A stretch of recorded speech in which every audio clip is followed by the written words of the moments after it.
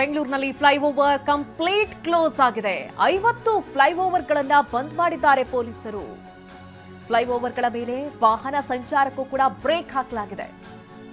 ನಾಳೆ ಬೆಳಿಗ್ಗೆ 6 ಗಂಟೆಯವರೆಗೂ ಕೂಡ ಫ್ಲೈಓವರ್ಗಳು ಕಂಪ್ಲೀಟ್ ಬಂದ್ ಆಗಿರುತ್ತೆ. ಬೆಂಗಳೂರಿನಲ್ಲಿರುವಂತಹ 50ಕ್ಕೂ ಹೆಚ್ಚು ಫ್ಲೈಓವರ್ಗಳನ್ನ ಈಗಾಗಲೇ ಕ್ಲೋಸ್ ಮಾಡಲಾಗಿದೆ.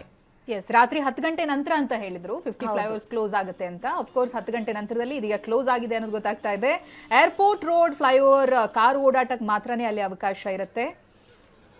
ಪ್ರತಿನಿಧಿ ವಿಕಾಸ್ ಇದಕ್ಕೆ ಸಂಬಂಧಪಟ್ಟ ಹಾಗೆ ವರದಿ ಕೊಟ್ಟಿದ್ದಾರೆ, ಬನ್ನಿ ನೋಡೋಣ.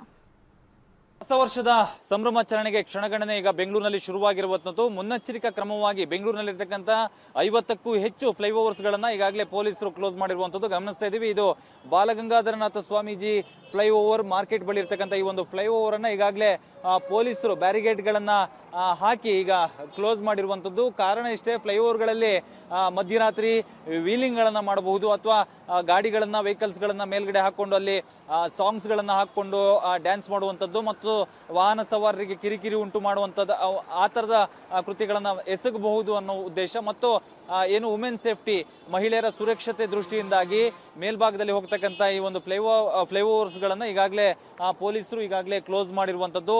ಸದ್ಯ ನಗರದಲ್ಲಿರ್ತಕ್ಕಂಥ 50ಕ್ಕೂ ಹೆಚ್ಚು ಫ್ಲೈಓವರ್ಸ್ಗಳು ಈಗಾಗಲೇ ಪೊಲೀಸರು ಕ್ಲೋಸ್ ಮಾಡಿದ್ದಾರೆ.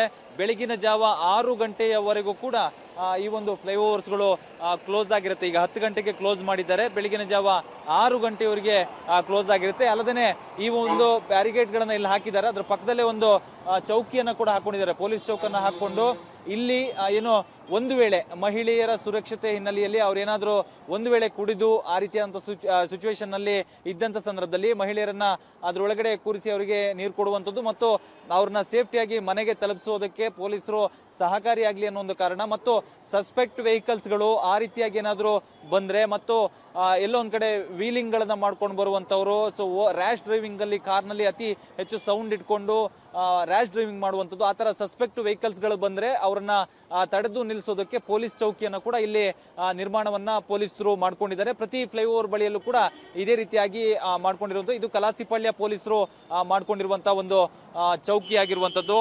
ಸೊ ಯಾರಾದ್ರೂ ಮಹಿಳೆಯರಿಗೆ ಒಂದು ವೇಳೆ ಎಲ್ಲೋ ಒಂದ್ ಕಡೆ ತೊಂದರೆ ಆದ ಸಂದರ್ಭದಲ್ಲಿ ಅವ್ರನ್ನ ಇಲ್ಲಿ ಕೂರಿಸಿ ಸಮಾಧಾನ ಪಡಿಸಿ ಅವರಿಗೆ ನೀರು ಕೊಟ್ಟು ಕಳಿಸುವಂತ ಕೆಲಸವನ್ನು ಕೂಡ ಮಾಡ್ತಾರೆ. ಈಗ ಎಲ್ಲಾ ವೆಹಿಕಲ್ಸ್ ಗಳು ಫ್ಲೈಓವರ್ ನಿಂದ ಕೆಳಭಾಗದಲ್ಲಿ ಹೋಗ್ಬೇಕಾಗತ್ತೆ. ಬೆಳಗಿನ ಜಾವ 6 ಗಂಟೆವರೆಗೂ ಕೂಡ ಬೆಂಗಳೂರಿನಲ್ಲಿರ್ತಕ್ಕಂಥ ಫ್ಲೈಓವರ್ಸ್ ಗಳು ಈಗ ಕ್ಲೋಸ್ ಆಗಿರುತ್ತೆ. ಕ್ಯಾಮ್ರಾ ಪರ್ಸನ್ ಉಲ್ಲಾಸ್ ಜೊತೆ ವಿಕಾಸ್ ಟಿವಿ 9 ಬೆಂಗಳೂರು.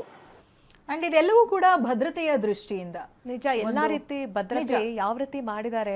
ನಿಜಕ್ಕೂ ಪೊಲೀಸ್ ಇಲಾಖೆ ಬಹಳ ಶ್ರಮ ವಹಿಸಿ ಎಲ್ಲಾ ರೀತಿಯ ಭದ್ರತೆಯನ್ನ ಮಾಡಿರೋದನ್ನ ನಾವು ನೋಡ್ತಾ ಇದೀವಿ.